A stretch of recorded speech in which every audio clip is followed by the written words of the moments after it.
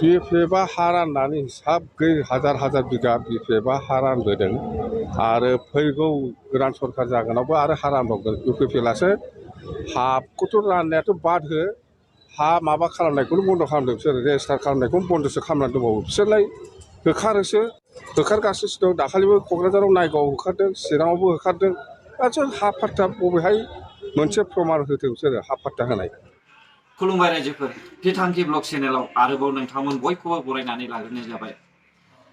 थांनाय 17 बोसोरावहाय 2003 मायथाइनिफ्राय 2020 मायथाइसिमाव आगुनि बारग' सरखार हाग्रामा महिलारि सारा रोजा रोजा हा होबोदों।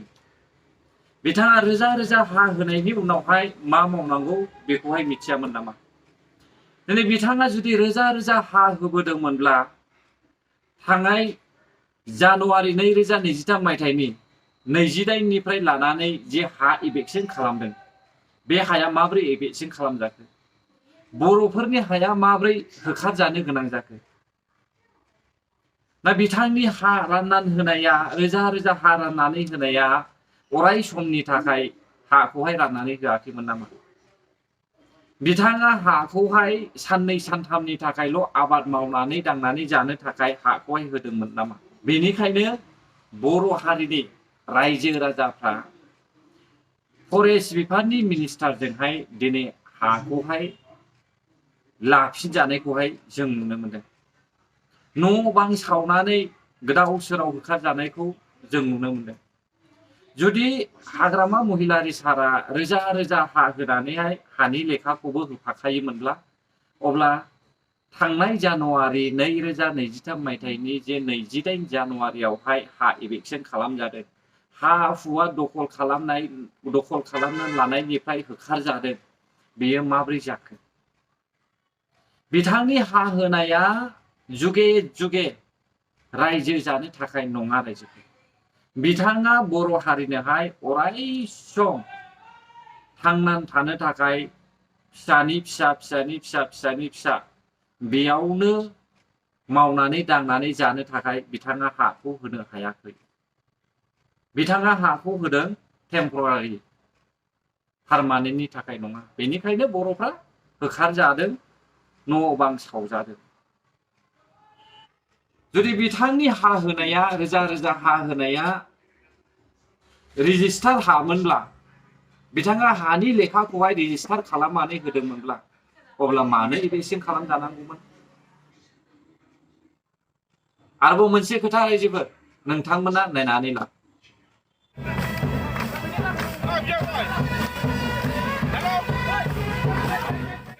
दा जोंहा जे थांनाय बोथोरफोराव बिसोरो बिपिएफ सरकारा जे 17 बोसोर सासन खालामदोंमोन। बे 17 बोसोर सासन खालामनायनि गेजेराव बिसोरो समाबाय भट, जे समायाव जे बयहाबो शेयार हल्डार बा भट होनो मोन्थाय दं, बे मोन्थायखौ बन्सित खालामनानै बिसोरो गावसिनि एकदम गाज्रि माबाजों सिगिस' खालामनानै बिसोरो गावसोर सालायबाय थादोंमोन। थांनाय समावबो इलेक्सनावबो बिपिएफआ मोनसेबो जायगा मोनाखिसै। इउपिपिएलआ देरहाबाय। आरो जों नुनो मोनो ससियेल मिडियानि गेजेरजोंहाय हाग्रा बिफाननि मन्त्रि फेरेंगा बसुमतारी सारआ, रनजित बसुमतारी सारआ मा फोरमायदों ससे खोनासंनानै ला। मानव गेदेर प्रमद बर' बिथांनि दैदेननायाव इउपिपिएल दोलोआवहाय बिपिएफजों लोगोसे गुबुन गुबुन पलिटिकेल हान्जानि फ्राय बेवहाय 600निख्रुइबो बांसिन मानसिया दिनै जइन जागासिनो दङ। बे जोंनि थाखाय मोनसे मा होनो ग्रिन सिगनेल जे दिनै बिथांनि नाजानायाव बिटिआरआव कमप्लिटलि जोङो सान्थि गायसननो हाबाय। जाय आदिबासि आरो सान्थालि कमिउनिटिफ्रा थांनाय 1997 मायथाइयाव बर' आदिबासि कनफ्लिक्टनि थाखाय जोंनि गेजेरावहाय गोरोबलायै मोनसे भाब सोमजिनानै दङमोन। बे कनफ्लिक्टनि सोमजिनाय भाबा दिनै गैलिया। बेखायनो सान्थि मोननायनि थाखाय लाइफआव सिकिउरिटि माने जिउनि सिकिउरिटि आरो सम्पतिनि सिकिउरिटि फैनायनि थाखाय दिनै बर'ल' नङा, आदिबासि, मुसलमान, राजबंशी, सूत्रधर गासैबो जाथिबो जनगोष्ठियानो जों इउनाइटेडलि सान्थि गायसननायनि मुङाव सिकिउरिटिनि मुङाव इउनिटिनि मुङाव दिनै UPPL दोलोआवहाय लंसुं हालामावहाय ज' जाजाय BPF आरो गुबुन पलिटिकेल पार्टिनिफ्राय फैनानै जइन जाफैदों। गासै बेसेबांसो सुबुंफोर ओरैनो 1000 टारगेट लादोंमोन, खिन्थु बिसेस टेकनिकेल प्रब्लेमनि थाखाय दिनै हाजोबनाय जानाय नङा। 600नि खाथियाव थांगोन। जों एक्जेक्टलि दा माबाखौ होनो हाया, दा जइन जागासिनो दङ। जों दिनै खोनाबाय हाग्रा बिफाननि मन्त्रि रन्जित बसुमतारी सारा दिनैहाय थांनाय 17 बोसोराव जानाय जाथायखौ लानानै दिनैहाय खेंफोरथि होबाय। बिथाङा फोरमायनानै होबाय रायजो राजाफोरनि सिगाङाव जा घटनाया जानानै थांबाय बेयो मोनफ्रोमबो नंखाय नङा रायजो, गासैबो सैथोजोब। गाव गावनि मेगनावनो देग देग नुनाय बे घटनाखौ लानानै रन्जित बसुमतारी सारा दिनैहाय बाथ्रा बुंबाय। आरोबाव जों नायबावदो बै 17 बोसोरनि गेजेरावहाय जे बिदा फंबाय सावथाली, आदिबासि, बांगाल बिथांमोना, नेपालि बिथांमोना नासय जाबोदों। बे नासय जानायखौ लानानै दिनैहाय चिरां जिल्लानि लेंसन हाग्रायाव थानाय सरलपारायावहायनि माखासे आदिबासि उराव बिथांमोना मा फोरमायदों नोंथांमोना खोनासंनानै ला। চলি থকা চৰকাৰে খুব ভাল কাম কৰাৰ বিনিময়ত আজি আমাৰ লংচুং এৰিয়াৰ আদিবাসী যিমান সান্তালী হওক, ওৰা হওক, বেলেগ জনগোষ্ঠী যিমান আছে, more than 500 মানুহে আমাৰ বেলেগ দলৰ পৰা আমাৰ UPPL দলত যোগদান কৰিছে। এইটো এটা ভাল লক্ষণ আমাৰ UPPL দলৰ কাৰণে, কিয়নো প্ৰত্যেকজন মানুহে বিচাৰে এটা শান্তি। আৰু আপোনালোকে নিজে জানে যে এই অঞ্চলত এটা সময়ত এনেকুৱা হত্যা হিংসা হৈছিল, মানুহে থাকিব পৰা নাছিল। কিন্তু আজি ইহঁতে প্ৰমোদ বড়োক বিশ্বাস কৰি কিনি এই অঞ্চলৰ মানুহ বিশ্বাস কৰিব ধৰিছে। আৰু প্ৰমোদ বড়োই খুব ভাল এটা কাম কৰি আছে, শান্তিৰ প্ৰতি বহুত চেষ্টা কৰি আছে। শান্তিটো মানে ইয়াত ষ্টাব্লিছ হ'ব লাগে, স্পেচিয়েলি আমাৰ BTC অঞ্চলত। আপোনালোকে নিজে জানে যে কোকৰাঝাৰ আৰু চিৰাং ডিষ্ট্ৰিক্ট এটা সময়ত এনেকুৱা এটা ঠাই আছিল, কোকৰাঝাৰ আৰু চিৰাং ক'লে মানুহে ভয় পাই আহিব কাৰণে। কিন্তু আপোনালোকে নিজে দেখা পাইছে যে এতিয়া আমি এই ভিতৰ অঞ্চলত আহি কিনেও ইমান মানে জাগাটো ইমান ধুনীয়া জাগা। আপোনালোকে নিজে আহি কিনে চাব পাৰে কিমান ধুনীয়া কৰি মানুহে বজাৰ ঘাট কৰি আছে আৰু সুখত আছে। সেইকাৰণে ইহঁতে আজি বিশ্বাস কৰি কিনে আমাৰ দলত যোগদান কৰিছে more than 500 বেলেগ দলৰ পৰা। जों खोनाबायना दिनैहाय बर' हारिनि अनगा गुबुन हारिफ्राबो हाग्रामा महिलारिनि मावबोनाय जि राज सालायबोनाय, रायजो खुंबोनाय बेखौहाय हामजायाखै। जाय मानसिया हाग्रामा महिलारिखौहाय हामजानानैहाय BPF आव फैदों, बैसोर बायदि मानसिया सिगांबो BPF आव खामोन आरो दाबो बिथांमोना BPF आवनो फैदों। जेब्लानाखि UPPL आ देरहादों अब्ला बिथांमोना रां हास्थायनानै BPF आव जेरैबायदि मोनदों बेबायदिनो रां मोनगोन साननानै UPPL आव हाबदोंमोन।